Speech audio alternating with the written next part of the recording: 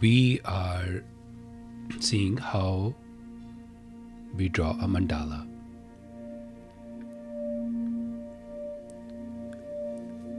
So first of all, we're going to take a blank piece of paper, and on that we are going to start off with the center first. So one thing to note is that you want to get the colors that you feel good about. So get as many colors as you want. And when you get colors, for most of us, it is like we tap into our child part at that time. When we were children, we truly enjoyed colors, and some of the activities revolved around coloring.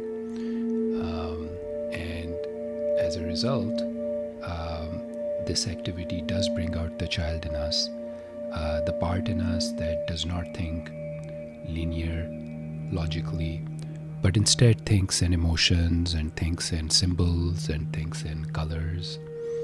So I'll start off by drawing a center, and when we're drawing the center, we'll just let draw, and we don't need to interpret anything, and just see what comes up. So, and you can choose any color that you want, and that is part of drawing the mandala. Like, what colors does our psyche want to choose? So for example, I choose this, and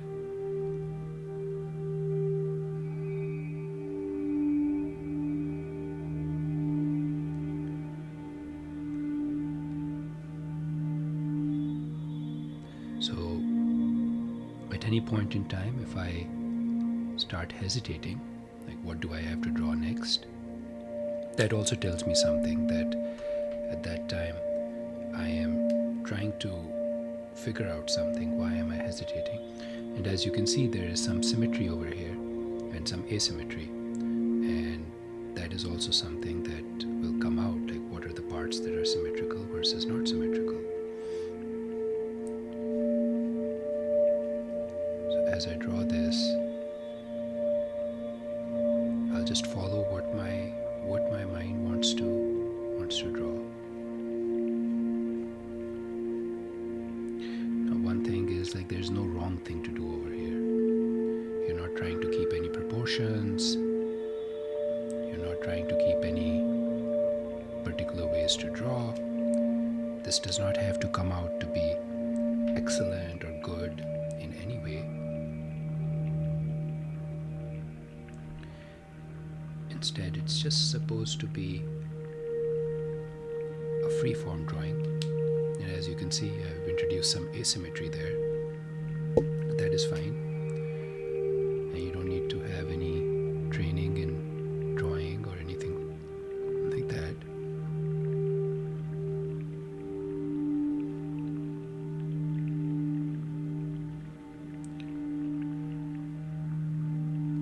And the process of drawing itself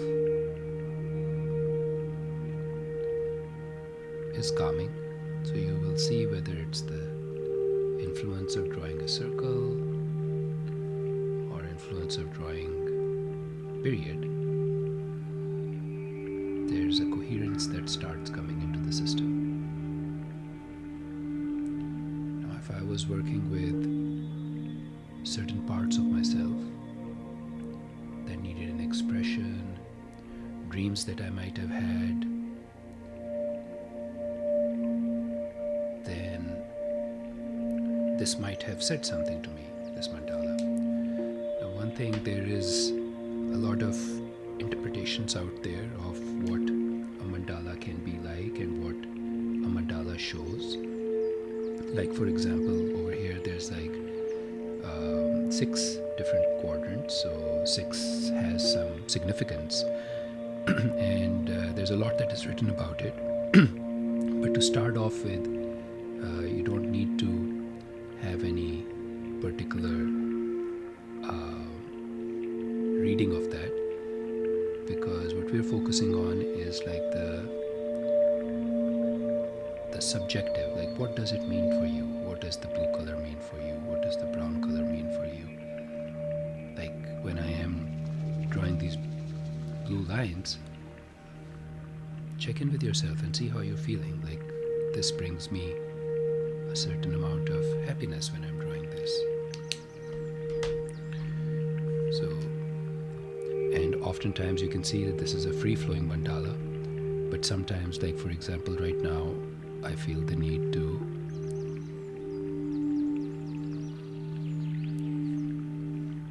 round it, and this is like I'm defending it. And as you've seen, I've missed a little part of that over here. That says something to me also. So that part is about how do you interpret a mandala, and that is something that we are also going to talk about.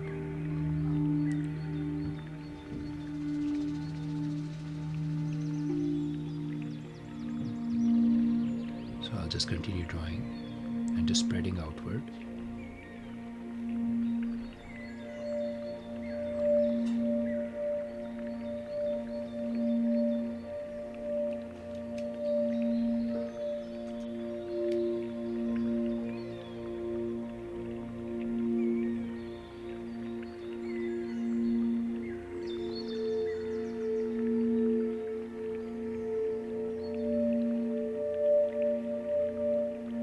As you can see, I felt a little bit of an urgency to continue doing that, and then suddenly changed into this.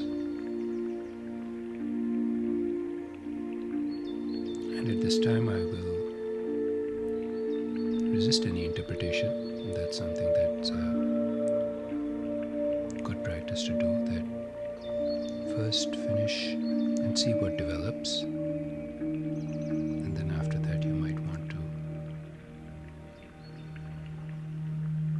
Start seeing what this means for you.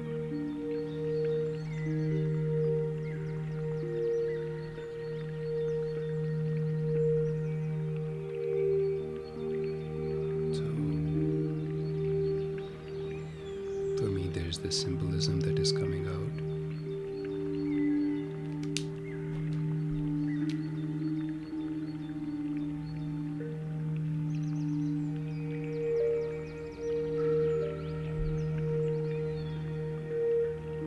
You can go back at any point in time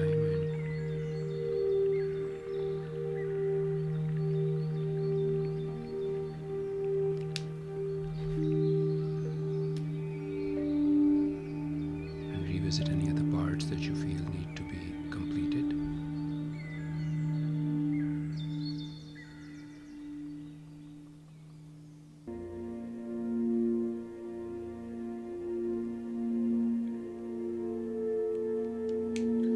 Alright, so that is our mandala drawing, and we just finished a mandala, and I will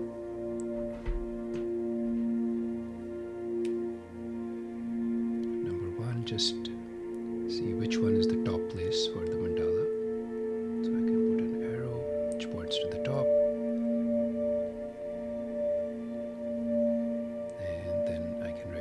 For it, and if I have any other thoughts that I want to write, I can write some stuff on it, like demonstration.